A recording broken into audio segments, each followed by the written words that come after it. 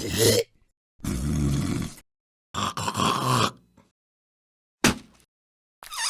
it's time for another edition of Spitting Loogs with ESPN's Tom Luginbill. I'm Lance Taylor from The Next Round. It is on Disrupt the Media. Like, subscribe, give us a thumbs up. It is always brought to you by MyBookie. Use that code NEXTROUND to secure a first deposit bonus. That is mybookie.ag. So before we get into the conference championship games, because I want to jump around, I know you've got the weekend off. You're going to Vermont to ski. Good for you. The playoff committee, I know it's not an easy job, but if we are truly doing it on best teams, the four best teams in college football, Alabama fans are scared to death. If Alabama beats Georgia, there is a scenario they could get left out of the college football playoff. And I am one of those that I don't care unless Georgia gets beat by 21 points, I think Georgia should be in. Do you believe there is a scenario Alabama wins this game and both Georgia and Alabama are on the outside looking in? Yes, especially if Florida State were to win. That's the problem, I think, for both Texas and Alabama. And if Alabama were to beat Georgia, could potentially be an issue for Georgia because if Florida State, let's just say Florida State doesn't win the ACC championship, okay, so they're out. But now you've got Alabama who beats Georgia, as you just laid out. Texas wins the Big 12. I think what we'd end up having is a decision between of Texas and Alabama, with Texas holding the card, right? So I could see Georgia actually being the team that goes from number 1 to number 5 if that happened. Now that's if Florida State wins, because if Florida State does win, they're in. Pac-12 champs in. Michigan would be in, and then Georgia, if they lose to Alabama, Alabama will have lost to Texas, right? Georgia would go from 1 to 5. I think Alabama would be in that scenario. But it's going to be tough, man. Yeah, watching Atlantaslog.com, we had Florida State minus 6.5 this past weekend. We were lucky to get home. They were down 12-0. Yeah.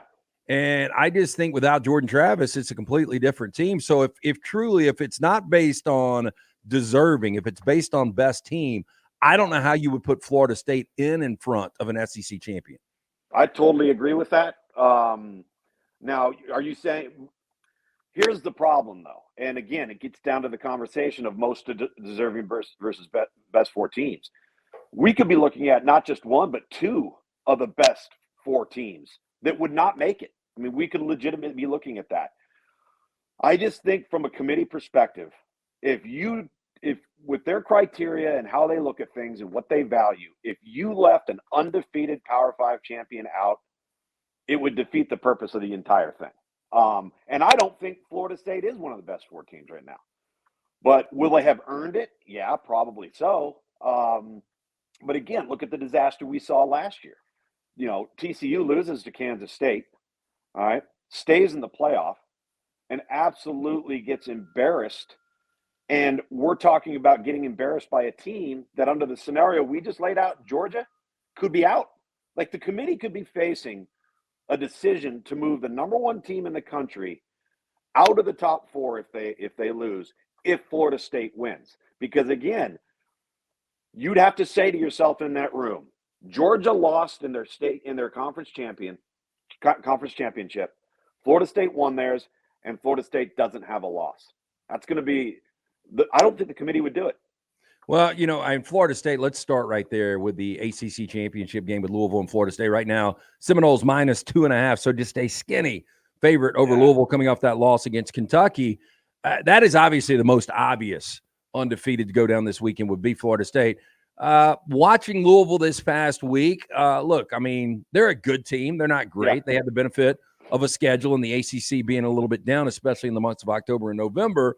Yeah. But, I mean, I think that's a coin flip game, and Vegas tells you that right now. How do you think it plays out right now, Louisville, Florida State? I do, too. I think Vegas worries that Louisville is capable of getting into a track meet, and that's not Florida State's game. That's just not how they're going to – they didn't play that way with Jordan Travis. You know, they were efficient, effective, very decisive and methodical on offense. And you had a quarterback that could really hurt you with his legs. Now, you're looking at a backup quarterback who's a very suitable backup quarterback who's played a lot of football. He's actually beaten Louisville before. But if Louisville got out early and scored like multiple times really quickly, that's what I would be worried about if I was a Florida State fan. Because I don't think Louisville's good enough to go toe-to-toe to beat Florida State. But I was also standing there on the sideline watching a Florida State team that got owned by Boston College in week 3 of the season. And that one didn't make any sense to me either. So who knows? Anything can happen. And it's a conference championship game. Yeah, so Alabama fans obviously would love to see Florida State lose that game, but more importantly, they would love to see the Big 12 championship, Texas go down to Oklahoma State. Oh, yeah. Yeah, based on Texas, I saw a few weeks ago, and the Oklahoma State team pre-UCF, I could see it happening. But now, after the last couple of weeks, watching how bad they were against UCF, watching how bad they were in the first half against BYU, and then watching Texas play pretty much a complete game this past weekend against Texas Tech. And Vegas is also telling you they're a 15.5-point favorite for a reason. I just don't see Texas losing this game. Is there a path to victory? If I was to tell you that the Cowboys are +2 in turnovers and Ollie Gordon goes 150 plus. Yeah, then I would tell you that there's a pretty good shot there. The problem is I think Oklahoma State is really one-dimensional, and their one dimension, which is really good, is where Texas is elite on defense. Texas is the number 1 ranked rush defense in the country. They're the number 1 ranked third down defense in the country. They're too good up front. I think they're going to manhandle Oklahoma State up front. I really believe that. And I don't think Oklahoma State is anywhere near as functional if they got to depend on Alan Bowman to win the game through the air. That's just they've been so reliant on Ollie Gordon, and he is a great player. I think it's going to be a good game. What you just outlined, though, if that were to happen, if Texas were to win, if Oklahoma State were to win that game, that's the path for 2 SEC teams to get in the playoff. If Florida State loses and Alabama beats Georgia, that would prevent the drop from 1 to 5. So you'd be sitting there with a Pac-12 champ, Michigan, Alabama, and Georgia in some form or fashion. If Florida State loses and Alabama beats Georgia, but you'd have to have Oklahoma State beat Texas. Okay, so look, Oregon is really, really good. I still think the best 4 teams at this point are Michigan, Georgia, Alabama, and probably Ohio State. Because I saw if we were in a 12-team playoff, Oregon and Ohio State might meet up in some form or fashion. I think that was one of the scenarios. And I just think Ohio State would beat Oregon. I could be completely wrong. Is there any scenario, and I'm trying to think this out, if Texas loses, Florida State loses, well, Washington or Oregon's going to be in. So there's no way you get those 4 teams in. Ohio State really, they've got no shot unless Michigan loses. And then even they're not going to jump in front of a team that just beat them, right? Correct. And they didn't play in their conference title game. Yeah. So, that would be a really tall order for the Scarlet and Gray. And I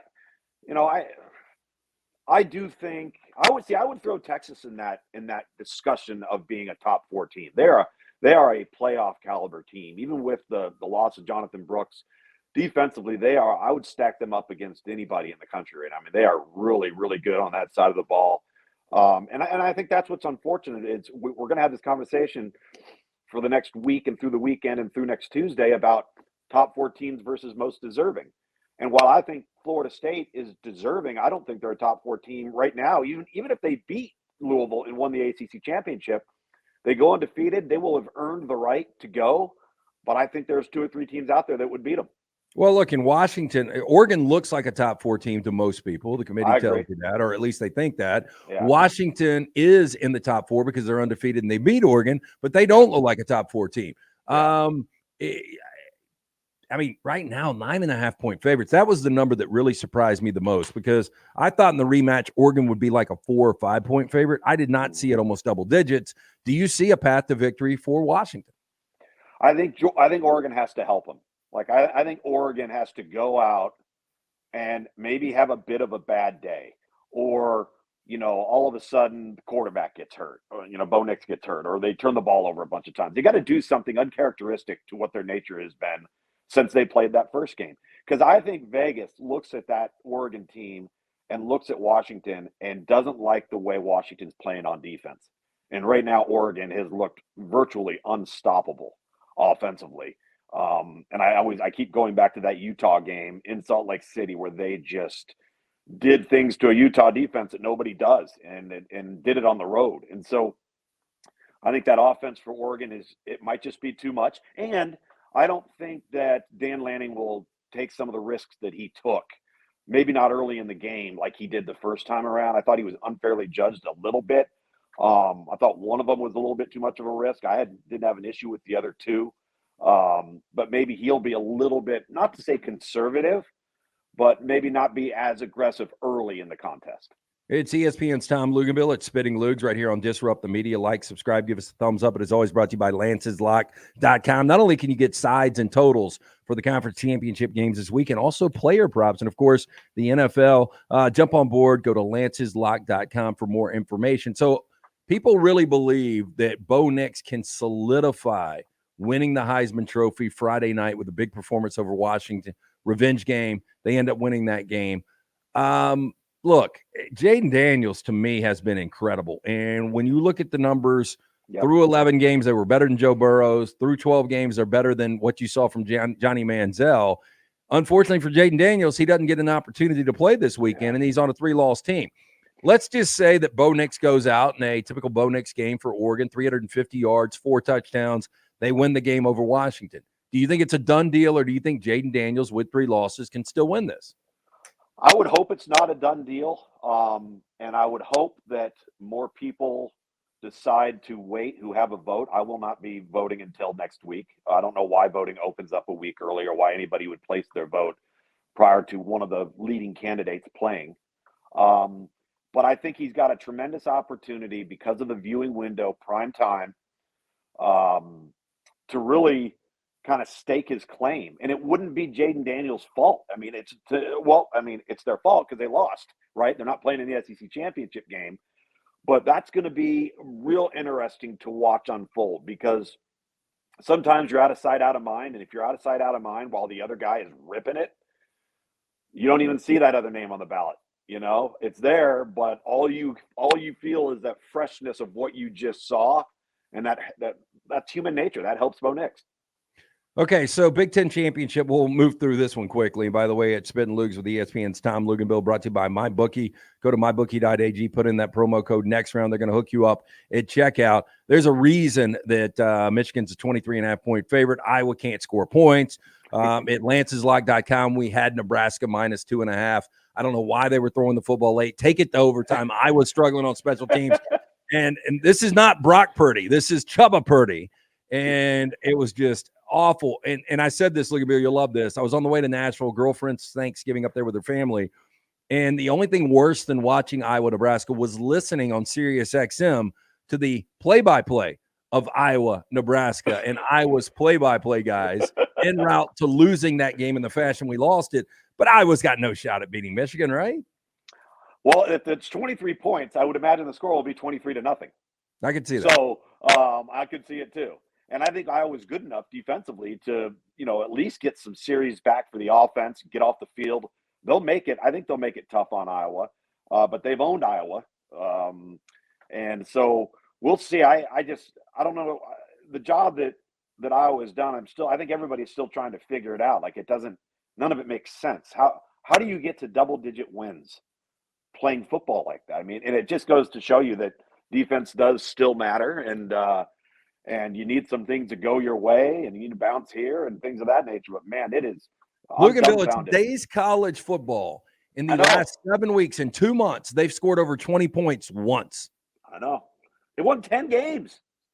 It's impossible. It's impossible. I mean, but again, I guess you got to respect it. But holy smokes! So, yeah, I mean, I could see this one being 45-7, 45-0, or I could see it being like 13-10 and just being a knockdown, drag them out, blue collar lunch pail type of game.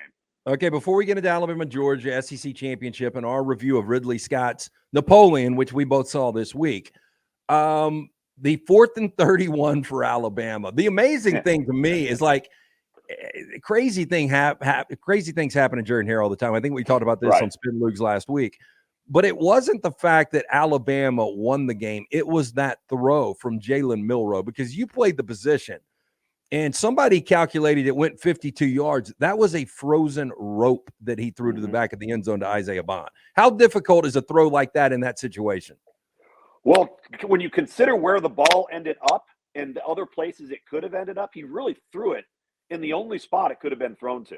Yeah, because most people thought the trajectory was going out of the back in the end zone. Right. And the thing is, had it not dropped, if let's just say Isaiah Bond goes up to do what he did, and it goes through his hands, it literally would have landed on the back corner of the white part of the end zone. Like it dropped right in the one spot it could have. So that the accuracy of it, there's a lot of guys who have a strong enough arm to make a 50-yard throw in the air. But the accuracy of it and where the ball was placed, and the fact that Isaiah Bond's one of their shorter targets. It's not like they had, the big 6'3", 6'4", I think height advantage. Yeah, I thought it was going to be like Nyblack or Malik Benson. I was like, you got to go to one of these tall, lanky guys. Well, that, and I mean, I was talking with Jim earlier in the week, Dunaway, and we were talking about, the two-man rush and then the late ad as the spy over the center. I think that they got so spooked on that 3rd and 20 or whatever it was, and Jalen Milroe gets 19 before the collision. Yep. And okay, maybe that spooks you, but dude, he literally has to run like 40 yards to get a touchdown. And if you rush him or you zone rush him, let's just say, and you're facing the corner, if he takes off and run, he's gonna have to make at least 6 or 7 guys miss just to have a shot at getting to the end zone. Well, and you've got another 6 in the end zone that are going to be coming up once he passes the line of scrimmage. Yeah, I mean, that was the defensive call was awful, and it was bewildering. And I know it's late in the game, but you got to be prepared for those situations. And that's one of those that, much like the kick 6, Alabama fans have never gotten over. I don't know if Auburn fans ever get over a 4th and 31. Well, they've had a lot of breaks in that stadium in a lot of games. You remember that tipped ball over the middle against Georgia? The prayer Jordan Hare. Yeah. Yeah. I mean, they've had some things go their way, too. Oh, trust me, I had Georgia in that game, and all they had to do was knock it down. Made no sense. Yeah, I've gotten burned a lot. I did have the Auburn Tigers this past weekend plus 13.5. So felt good about that at lanceslock.com. Okay, so SEC championship. This game opened at Georgia a -4. It went up to 6. It's now down to 5, 5.5, depending on where you're shopping at. Hopefully, mybookie.ag. It reminds me a little bit of 2021, but in that game, Alabama was coming off a win over Auburn where they couldn't block Auburn, and people were saying with this defensive front on Georgia, Bryce Young won't survive the game. There's no way they're going to be able to make it through. And the offensive line played incredibly. Brian Robinson came back, was kind of heroic in that game with an injury. And Jamison Williams was lights out. They don't have a Jamison Williams. I don't think Georgia's defense is as good. Yeah. But I think Alabama's got a shot in this game. Well, I absolutely believe Alabama's got a shot, and it's because they have an electrifying, dynamic runner at quarterback that now Georgia has to account for. Like when you look outside of calling Joe Milton an above-average runner, who has Georgia faced that is a nightmare to deal with at quarterback with their legs? Nobody. So, and that's I got in this discussion. There was why is the running quarterback such a problem? I said because you don't have the numbers in the box to defend the box with your normal allotted numbers when the quarterback is one of the 11 players in the run game. Because if he's not in the run game, everybody's playing 11 on 10. So, people talk about, Kirby Smart and Nick Saban have had trouble against running quarterbacks. Yeah, along with everybody else too. And guess what? They got better players than 99% of the other teams, and they still struggle with it because it changes how you approach an offense. It changes how you play a team, meaning that if we've got the quarterbacks, we're going to run quarterback counter here, okay? And we got a tailback and an H-back. So now that's 6 players up front to block, right?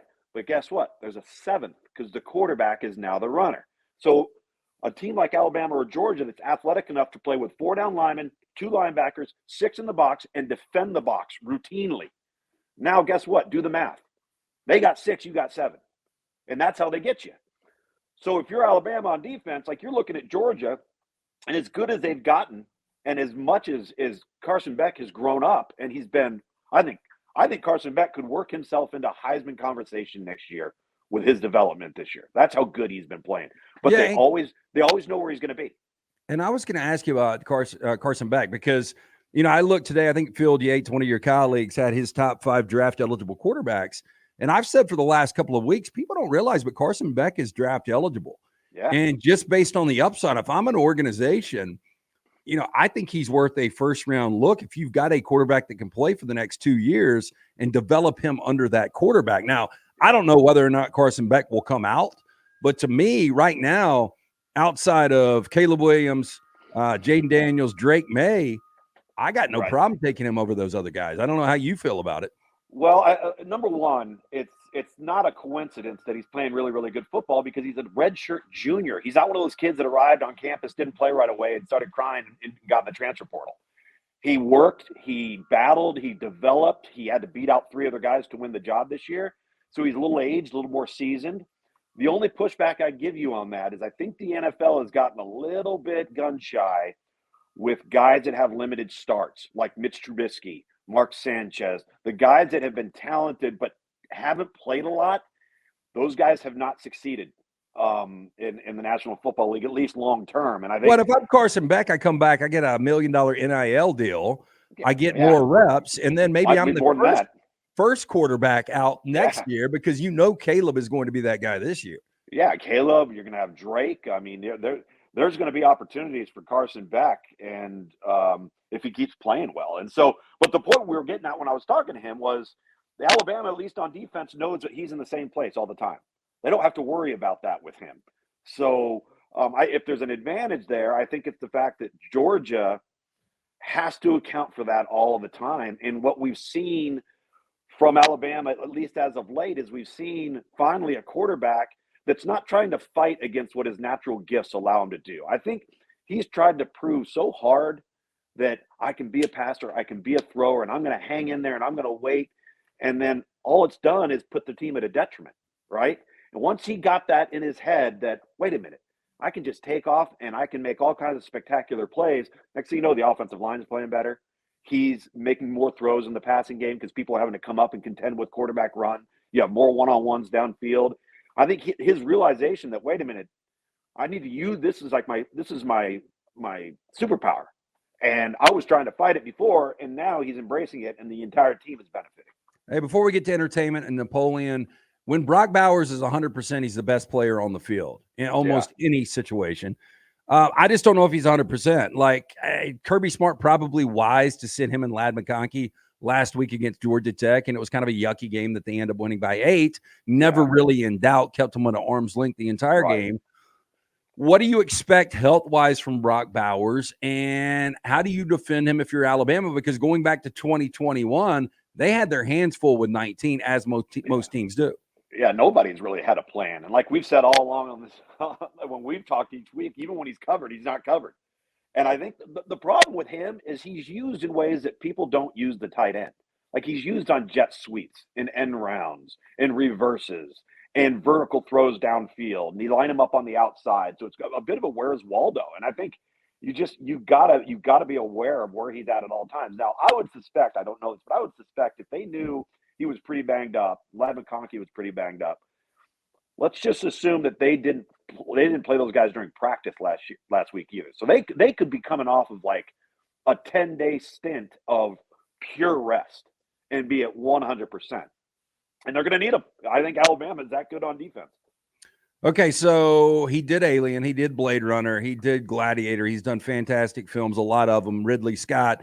Now he's got Napoleon out. When I first saw that they were putting this together, the collaboration with him and Joaquin Phoenix, who was also in Gladiator, I was excited about Napoleon. And then I started to see these terrible reviews. My little man, who's a sophomore in high school, studied Napoleon last year, asked me this past weekend, we're watching the Rams game, can we go see it? So we went to a 4:00 showing of Napoleon yesterday. I think you and I might differ on this. I went in with no expectation, and I thought it was pretty good. Oh my goodness, we are going to differ. I can't believe you are saying that. Yeah. I thought it was so boring I practically fell asleep multiple times. Okay. Well, so it didn't have the action. Like I thought the battle sequences when we had them were pretty good. They were good. Yeah, they were good. They were good. I don't know what you got out of Joaquin Phoenix. The thing that I took away was how detailed the period piece was and how overly extravagant the French were, which probably shouldn't shock any of us. So I thought that attention to detail was kind of cool. I know some people said it wasn't historically accurate. I really don't remember my history lessons. Yeah. I just remember Napoleon known as a great war strategist. But I thought it was better than a 62% that he got on Rotten Tomatoes. So I came home and I told my wife, I said, I rarely, if ever, agree with the critics' Rotten Tomatoes. I almost always rely on the fan in the audience Rotten Tomatoes. And I literally looked at her, I was like, I would have given it the exact same thing the critics gave it. I was just bored. It didn't have any type of climax or any type of like triumphant moment. It just kind of just, I don't know, chugged along. I didn't think he was sinister enough either. I like you always hear about Napoleon, how ruthless and all this and that. I didn't feel that. Like I never. Yeah, Okay, and I thought he was a military strategist and like brilliant and all that, but like I thought he was going to be this like ruthless, cutthroat type of character, and he wasn't. well, yeah, I'll give you that because early on, not to give anything away, we see a little Marie Antoinette and a little guillotine action, and I'm like, okay, I got a feeling based on how many revolts were going on internally, that we're going to see him absolutely lay it down on a lot of guys where he actually could have. And it kind of flipped the script on where he was always the guy getting exiled. Yes. So, and it was a compact 236, which I think you thought drug a little bit, but really they could have made. I'm interested to see, and I don't know if I'll ever have time to do it, but they've got that 4-hour plus director's cut. Oh, they do? Yeah, and they've released it a couple of places, and I even think in Birmingham at one theater we had it. I just don't have 4 hours to carve out, but I would be interested to see what they let out. So how about this? You couldn't have been pleased with this. He had to escape his exile from Elba Island or whatever it was. Yeah. In the movie, he just walks out and gets on a boat with a bunch of people helping him and goes back to the mainland. It's like, wait a minute. What? Yeah. It was like he self-exiled and then said, all right, I'm done with this for a while. I'm going to go back. Yeah, and there were a lot of things in my mind, like jumping beforehand, not living in the moment, like he is going to have to get off this island somehow to go back to the ex-wife. But I don't know. All in all, I just didn't have an expectation based on all of the reviews. So I thought it would be better too, because I didn't either. I was just like, man, come on. I just thought his movies have been so good. I thought the acting was really good. I agree with the battle scenes were really, really good. I've never seen a horse take a cannonball to the chest. Ooh, that was rough. That was rough. Yeah, no kidding. Really, but I mean, and I think he gets misportrayed as, the Napoleon complex. I don't think he was that small. I think he was like 5'10", right? I don't know. I don't know how tall. I got to look that up. You're right, though. Obviously, he gets, I think, portrayed that way. And I think that because of that, I thought he would like just be more ruthless with a chip on his shoulder because he was so insecure about everything. But he wasn't played that way. It showed the insecurities a lot, and it showed with his wife. And it showed how childish he was. And I didn't realize how deep the love story between him and Josephine was. I don't know. Overall, I thought it was better than reviewed. I don't think and it will, though. You know how this works because of the respect and the credibility of Ridley Scott. It'll probably be up for one of the 10 best pictures, and he'll probably be nominated for best actor. I don't think it was his best work, though. And it was far from Ridley Scott's best work, and I think it was far from Joaquin Phoenix. Much better in Gladiator and The Joker. Yes, I would totally agree. By the way, I'm 3 episodes in to the latest season of Fargo. I'm loving it. I am too. Okay, here's what I got to ask you, though. All right. Because last night threw me off a little bit because the one drifter character, and spoiler alert if you're not watching, and I'll try to keep this between the rails, not to give too much away. Okay. It seems like it's almost taking an occult or a satanic direction with that one character. And Agreed. and it's almost supernatural. So I don't know where they're going with that. Yeah, I don't either. Yeah, it is odd. But John Hamm is fantastic. He's great. Juno Temple's great. The Joe Keery guy that was Steve in Stranger Things is really good as Gator. So I'm excited about this season. I'm interested to see where the cult satanic angle comes in. Me too. Yeah, me too. And it's fun to see John Hamm doing something different. Yeah, I agree with you. But he's got pierced nipples. I know, it's weird, right? Yeah, my girlfriend was like, do you think it's got to be for the role? There's no way that. Yeah, and I was like, he would trust me. His agent would be like, your ass is taking the pierced nipples out. But I think it shows another layer of weirdness to the character that is John Hamm in this role. in Yeah. Fargo season 5. Great stuff as always. Enjoy skiing. Much deserved weekend off of watching college football and hanging out with the family and skiing. And we'll catch up with you next week, man. It'll be, All right. I'm sure, more chaotic and more controversial when we talk next week on Spittin' Loogs. Let's just hope that there's not 4 undefeated teams left. We want to see some tough decisions having to be made. Oh, I agree with you. It's Spittin' Loogs, brought to you by MyBookie. Use that code next round to secure a first deposit bonus. And like and subscribe right here on Disrupt the Media. Give us that thumbs up. We would appreciate it. Have a wonderful week. We'll see you next week on Spittin' Loogs.